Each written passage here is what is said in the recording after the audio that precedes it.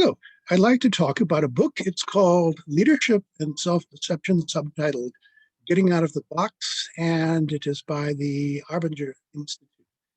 And I'm talking about this because at my college, we have all been presented copies of this book, and it has been strongly suggested that we all read it.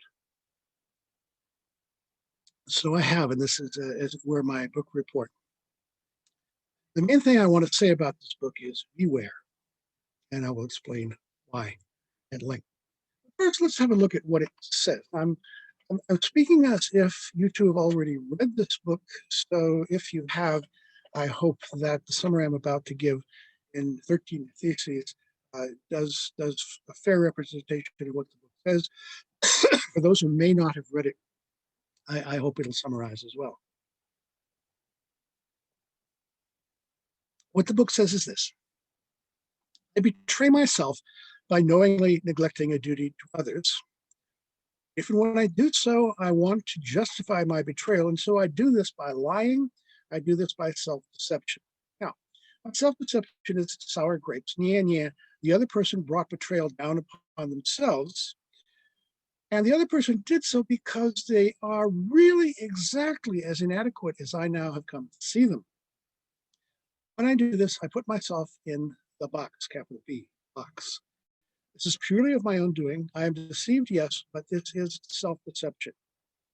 I have brought it upon myself. And any attempt to blame the other is simply denial and further self-deception.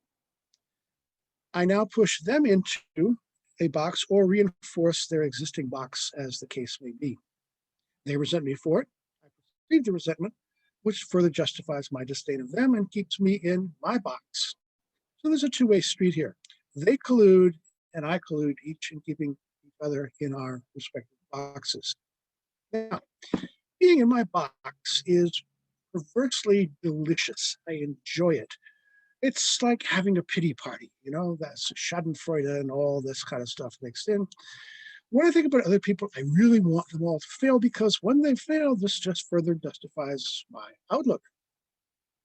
But I might have an epiphany, and epiphany equals conversion. The very moment I realize that I'm in the box, the same moment I have also gotten outside the box. However, this is a fleeting state of affairs.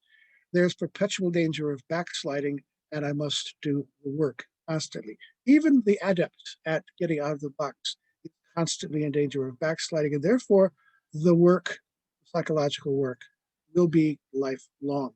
You will always be a recovering box dweller, you and I all. I think that does summarize what the book says. The first thing I want to say about this book, Leadership and Self-Deception, is that it is sub-academic. And that's, of course, why I address it being in a school where we are asked to read this and discuss it and digest it and plow through it and all that stuff. And what I have in mind when I say that it is sub-academic is rather what Peter Medawar said when he talked about Pluto's Republic. Medawar is a witty guy, he's always worth reading. Let me just cite him here. He begins by saying, a good many years ago, a neighbor whose sex chivalry forbids me to disclose exclaimed upon learning of my interest in philosophy, "Don't you just adore Pluto's Republic?" Pluto's Republic has remained in my mind ever since as a superlatively apt description of the intellectual underworld. We each populate Pluto's Republic according to our own prejudices. I hasten to include among the citizens of the Republic all thinkers, if that is not too far-fetched a description, who regard rhapsodic intellection as a more than adequate substitute for the humdrum process of ratiocination that was thought good enough for Socrates, Descartes, Kant. Leadership and self-deception is sub-academic. One can take this comment in a snobbish way. I don't mean it in that way. My point is not, for example, that it lacks standard scholarly apparatus, footnotes, and the like, which it does. My objection is not that it should be hard to read. It's rather easy to read, and that is one of its several virtues. My point is rather this. The Academy embodies a culture of critical reason. This tome carries on in the omniscient voice. Ultimately, that is why it is inappropriate. Ultimately, that is why it is sub-academic. The book is also composed as if history can be divided into two periods, BY2K and AY2K, before the year 2000 and in the year of our Lord 2000 and after. When suddenly, as if miraculously, in 2000, the mysterious Arbinger revealed truth, capital T, where business self-help had been merely without fruit slouching to be born. This book has gone through 3 editions. The first one was in the year 2000, the most recent one, 2018.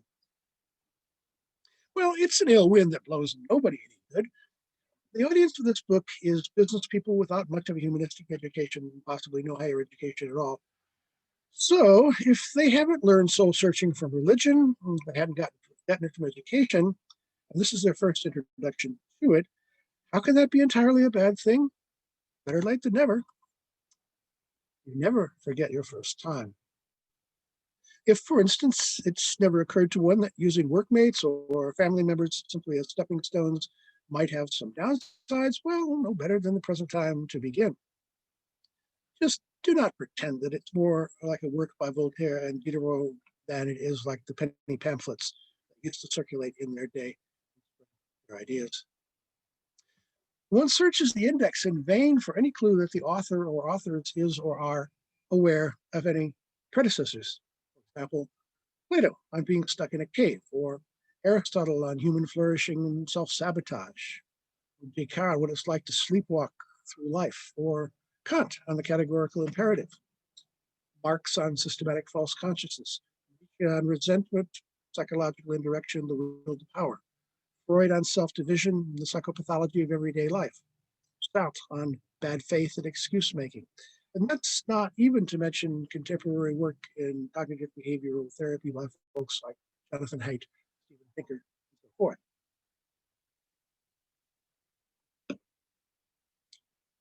Who is the author of this book? No idea. It simply says Arbinger, the Arbinger Institute, no person named. Some great cloud of unknowing called the Arbinger Institute. There's no internal evidence in the book itself. It might have been written, among others, by a fellow by the name of C. Terry Warner. He is the founder of the Arbinger Institute. But isn't it unusual for authorship to be so untransparent?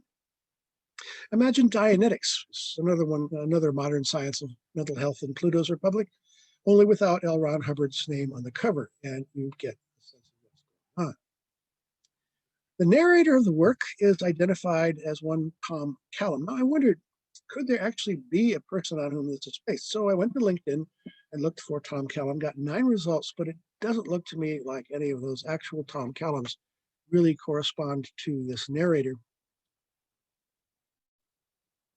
He seems to be a lower ranking executive, just newly hired at a corporate campus that kind of looks like Googleplex, except it's in Connecticut rather than Silicon Valley. It's not clear whether this book is the product of a ghostwriter or a team of ghostwriters. My first guess was Jesuits, a Jesuit or a group of Jesuits maybe. The founder of Arbinger, who again could have written it, is Mormon. And C. Terry Warner is his name. He is a Mormon professor of philosophy emeritus from Brigham Young University, briefly affiliated with Linacre College at Oxford. Again, the book itself doesn't reference a lot of predecessors, but there is a companion paper, and by the way, it's very difficult to find information about the Arbinger Institute. Most of the things one turns up are by the Institute themselves, and they proprietary care over their books and writings and documents, or else it's a bunch of testimonials, glowing testimonials by people who have read the book. There is, though, one document called the Intellectual Foundations of Arbinger Consulting and Training. You can, with a little difficulty, find there is the URL. Warner himself has written a book along the same lines about the same time, 2001. This book is 2000.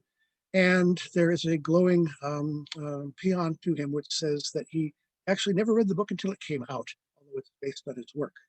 There's another source that says he did author the book. It's hard to tell. I guess Jesuits or Mormons. Someone else guessed Dan Brown. Who knows? The narrative itself is well formulated, step by step. Objections are anticipated and neutralized at every turning. That's what made me think of the Jesuits. That the storyline is not fully thought through is also true. The writer or writers seem to be clever. They're experienced at a regularized examen of conscience and the cure of souls, as well as being familiar with omniscient voice, with veneration of authority figures, with pronouncements ex cathedra. So again, Mormons, Jesuits, maybe. So Tom Callum, our narrator, must remain for us something of a mystery person. So I'm going to read his story through the lens of Star Wars. Let's give him a nickname. Tom Callum is Tom Skywalker. Hero is on a quest. It's a quest for conversion, ultimately for salvation, although salvation in the way in which that is conceived today as the higher psychotherapy. Alas for Tom, it's a quest in which he's going to discover that a final state of grace is never possible. Rather, once one launches along this path, one must engage in the work, psychological work, everlasting. So, in the Zagrum Corporation, there's Tom Skywalker. And on his quest, he's going to be guided by sage old Yoda Bud. In fact, there's more than one Yoda. Star Wars has caught up with the 21st century. There's also Yoda Kate, and there's even a third. Let's take Yoda Bud. Yoda Bud tells young Tom about a story about being on a plane once and there were no assigned seats. He's trying to keep people from sitting in the middle seat. He puts his briefcase there, he glares at them, whatever. And then he tells Tom another story about another trip in which he and his wife were separated and some kind soul gave up her seat so that they could sit together.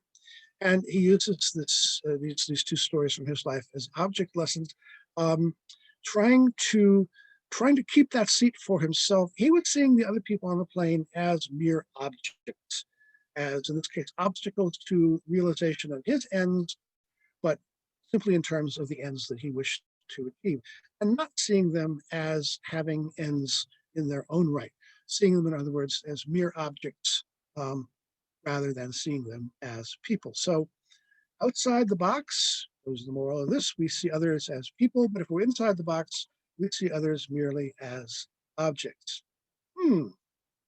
Have we heard this somewhere else? Well, there was a German fellow by the name of Kant, who put forward what he called the categorical imperative. He actually put forward several versions. This is the second one, in which he said, act in such a way that you treat humanity, whether in your own person or the person of any other. That's an interesting formulation. Never merely as a means to an end, but always at the same time as an end.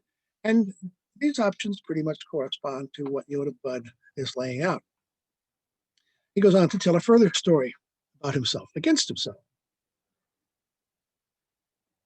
He and his wife, Nancy, had a baby named David. David wakes up crying and wakes up Yoda Bud. Well, Yoda Bud plays possum. He decides he's not going to quiet the baby. He's going to wait till his wife wakes up and let her take care of business. And then he thinks about that. He says the following: I had my sense of right and wrong. I betrayed my sense. I knew I did wrong. I felt shame. I justified my bad behavior, and I justified it by wrong-footing my wife, Nancy. My wrong-footing her put me in the box. My wrong-footing became a self-fulfilling prophecy. Nancy colluded with me, and I in turn colluded with Nancy, and pretty soon we're both our respective mutually reinforcing boxes. In other words, says Bud, I treated Nancy in a merely transactional way, merely as a means to my end, in this case, an obstacle, rather than as a person with ends in her own right. I knew I was choosing this. The choice was wrong. I chose it nonetheless. I became ashamed. Well, that's pretty much the kind of account that Kant would give. He had a sense and a moral sense to begin with. He should take care of the baby, spare his wife. He had a choice. He could honor his moral sense or he could betray it. He betrayed it. And so, in so doing, he not only betrayed his moral sense, he betrayed himself. And then he started to see himself, a pity party, as the victim. It's hardworking, it's important, it's fair, it's sensitive, is a good dad and a good husband, and his wife, Nancy, is lazy, considerate, unappreciative, sensitive, faker, lousy mom, lousy wife. Okay, that's the story. That's how the psychology allegedly works. Now, an annoying question arises. Are there people who are incapable of self-betrayal? Well, a couple of examples spring to mind. Of course, it's possible to assert that selfishness as such is a moral virtue. Ayn Rand, famous for this. Me, me, and me. Mrs. Thatcher expanded selfishness a little bit. She made it a little less individualistic than Ayn Rand. Who is society, she said? There is no such thing.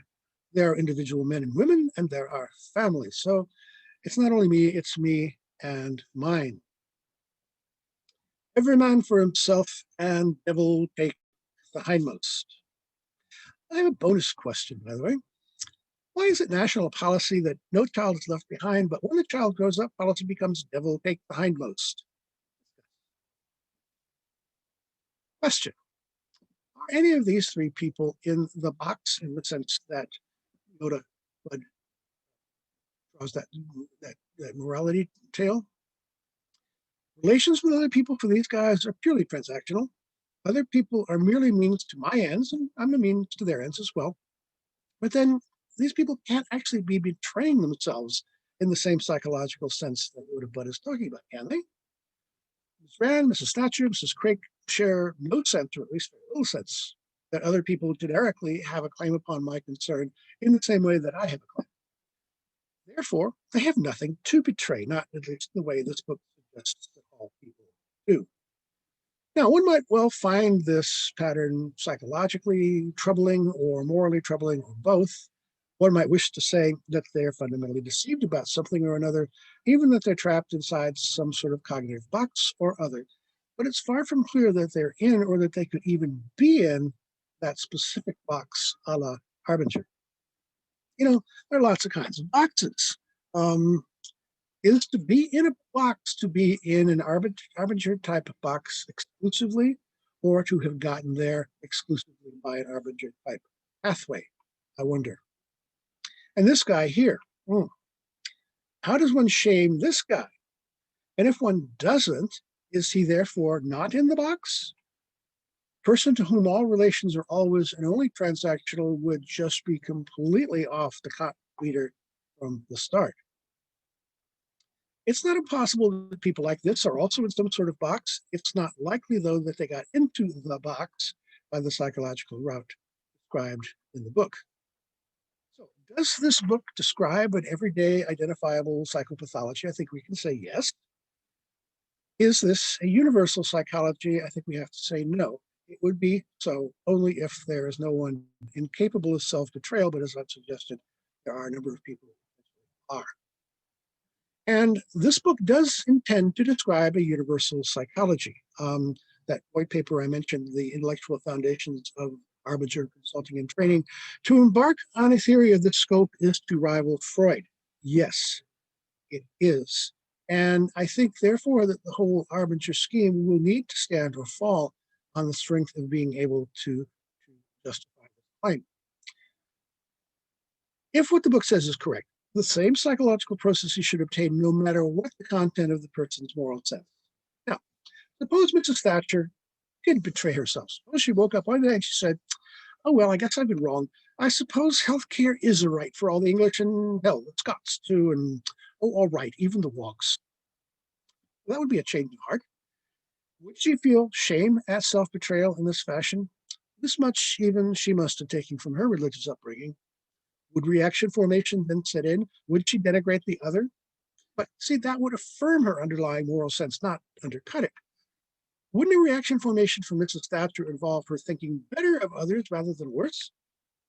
So what should she do? Ought she then to recover her initial moral sense and again treat British subjects simply as means to administrative and political ends of the Tory party and not as ends in themselves, not as rights bearers?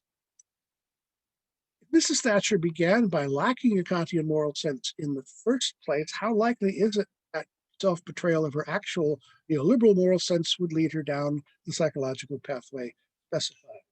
Seems to be rather unlikely.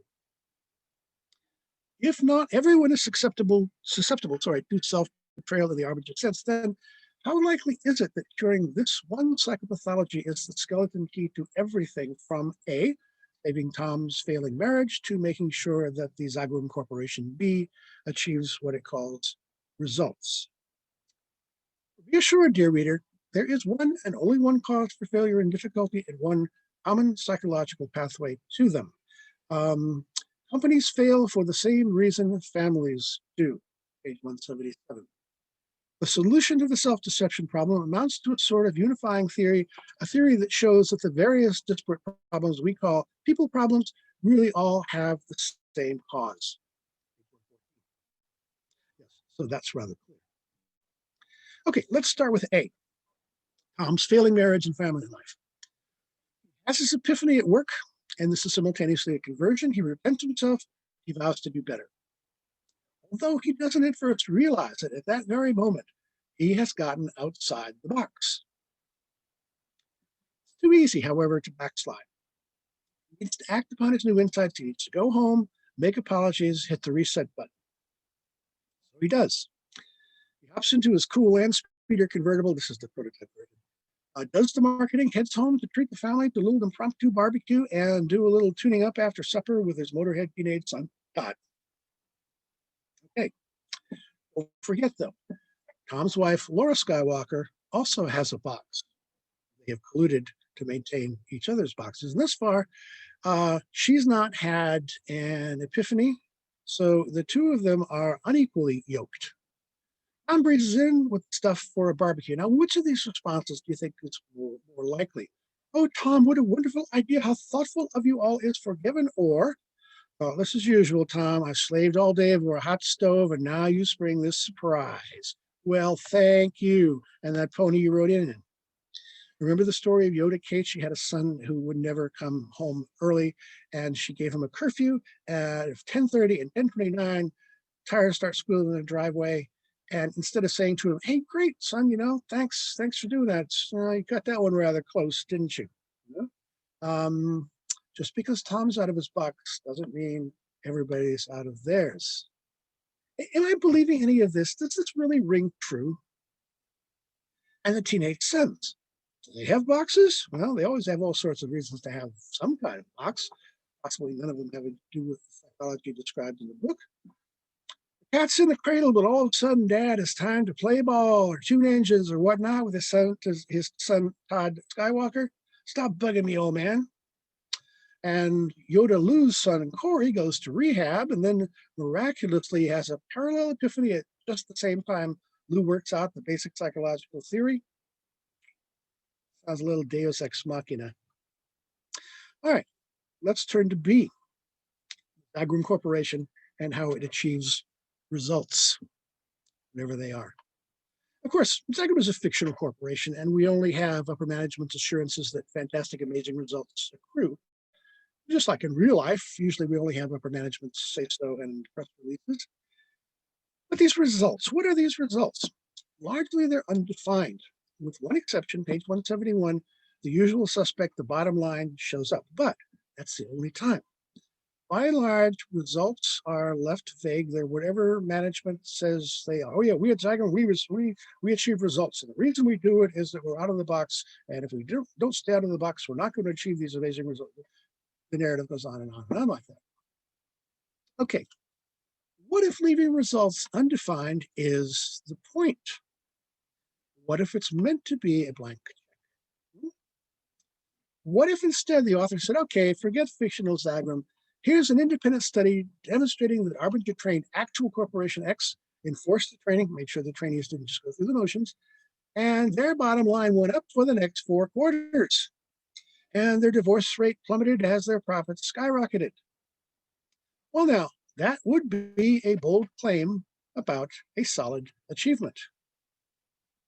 Arbinger's not about to make the bold claim that they have the surefire secret sauce for the bottom line. No, that's another book. Plenty of other books, actually. But in its own way, Arbinger is offering something far bolder. Sure, results mean bottom line for a capitalist organization, but their book has a strategy potentially useful to any organization whatsoever. Leaving results so empty of content allows upper management to fill in the blank however and whenever they choose. Emptiness of content amounts to knowledge. This may very well be the point. Now, shaping the character of individuals within a work organization to fit that organization's needs and goals as defined by management didn't just happen in Y2K with the publication of this book. It has a name. That name is emotional labor. And that was described as early as 1983 by the sociologist Charlie Russell Hochschild in her book, Managed Heart. Here's how she defines emotional labor. It requires one to induce or suppress feeling in order to sustain the outward countenance that produces the proper state of mind in others. Her type specimen for this is the flight attendant, and they undergo mandatory training, annual recurrent training to rebuild and reinforce the emotional labor required by their work. It's not just pasting on the smile on the outside, they have to smile inwardly too, even when they get a lot of flack from passengers. And boy, don't flight attendants get a lot of flack from passengers. They must deflect it inside. They must shape their inner response so as to match the outer response that they must also be showing to in a public facing job. Taylorism.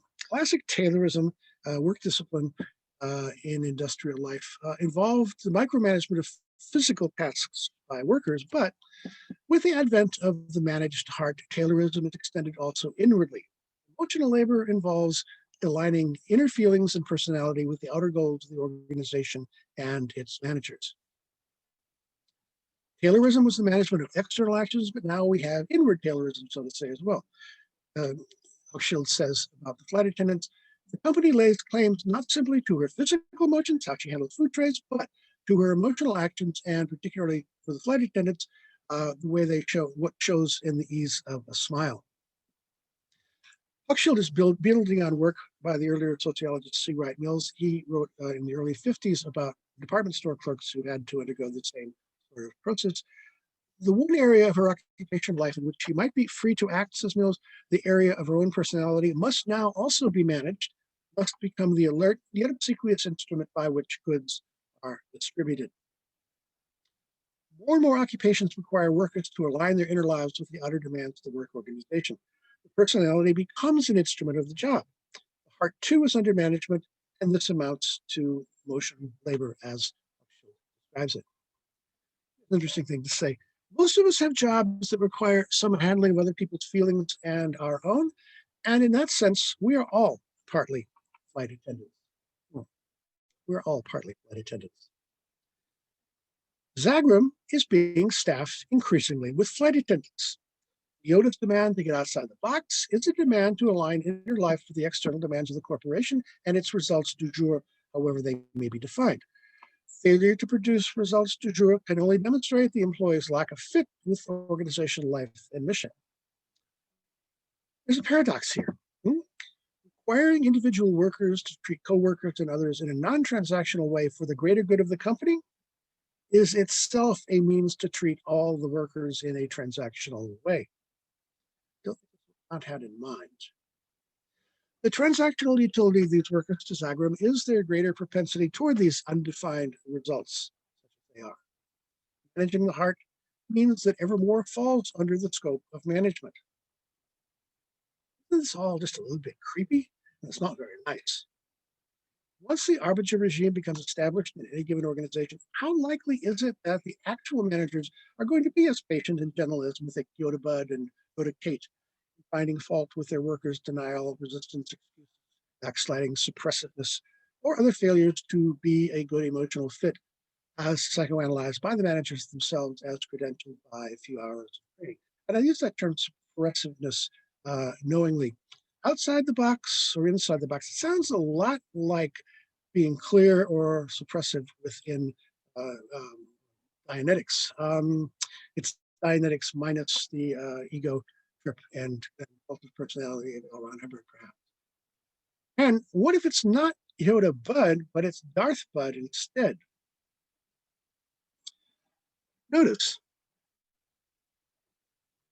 the managerial power differentials at work in the story. The Yodas talk down to Skywalker. They mind read, intervention. They diagnose the state of his soul. They give him to understand that he is so ignorant as to be second order ignorant about his first order ignorance. Yes, the glove is velvet. Yes, the velvet glove is gentler than the iron fist. Yes, the Yodas showcase their own faults and vulnerabilities as well as those they suppose that Tom has, but they do condescend.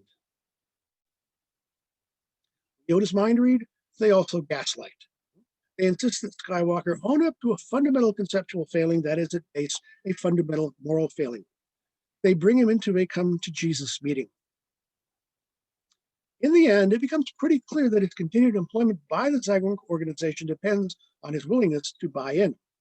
And he does. Oh yes, Tom is all in. Once upon a time, in a corporation far, far away, coming soon to a campus near you. What would it be like for a dean to summon a new assistant professor to such a come to Jesus meeting and then to gaslight them? What would it be like for the norms of authority in higher education to become aligned with those of corporate capitalism? What would it be like for professors and other college employees to become flight attendants? What would it be like for supervisors and managers to examine employees to determine if they're clear or if they're suppressives and to conduct interventions? That way, madness lies. Arbinger offers us a view which is both grim and dim. It is grim in that it never ends. All of us will be forever recovering boxaholics. And Yoda Kate says at one point to Tom Skywalker, "Bud's in the box too, you know," she said with a gentle smile and a light touch to my elbow. And so am I, for that matter. After 900 years of doing the work, still in the box am I. It is grim and it is dim.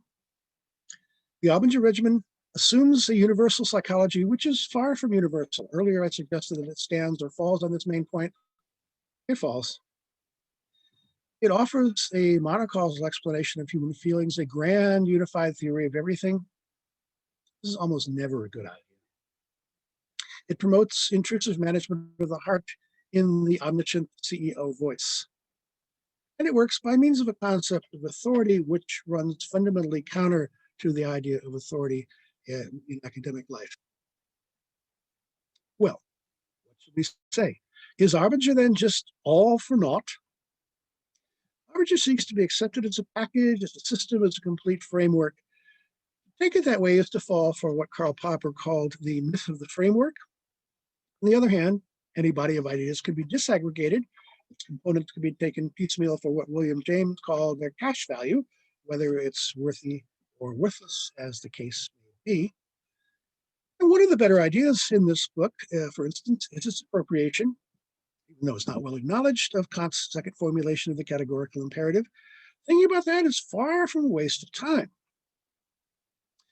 Nietzsche called Christianity popular Platonism. That is, it was a vehicle to convey major ideas like the soul and its immortality to people who never would have read philosophy as such. If Arbinger works this way for Kantian ethics, well, maybe this is not entirely